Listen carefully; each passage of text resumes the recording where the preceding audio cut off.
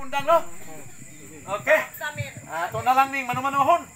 Kay murag dili man mosugot ang microphone. Mano-mano ta?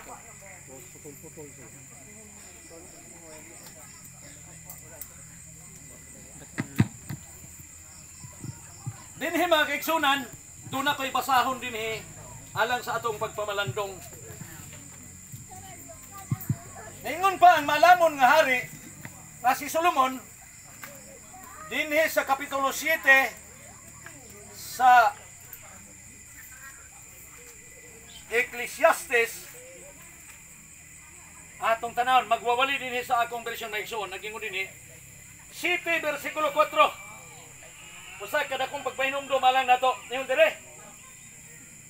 Ang taong maalamon nagahuna-huna kanunay bahin sa kamatayon. Unsa di ay ang taong maalamon naghuna-huna kanunay sa kamatayon. Pero ambot mga igsoon kung kita mupasar ba ka ini mga igsoon nga naghuna-huna ta kabahin ini. Muna usa ka panahon mga igsoon na malandong ko. Samtang naglingkod-lingkod ko, naghawid ko sa gitara, unsa man gyud akong buhaton. Panahon nga kanang hapit na gyud ko mamatay, kanang murag ingno na to nga murag 30 seconds na gyud mamatay na gyud. Ang uban moingon nga mangayog pasaylo. Tama na. Mangayog pasaylos Ginoo. Gawas ana naghuna-huna pag yung unsa pag gyud pinakaangayan nga buhaton ako.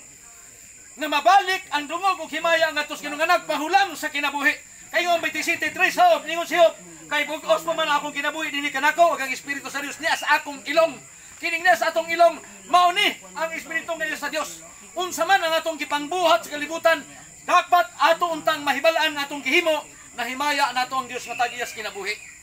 Kunay mo Solomon, ang taong maalamon nagahuna-huna kanunay bahin sa kamatayon, apan ang taong buang-buang nagahuna-huna bahin sa kalingawan sa kalibutan.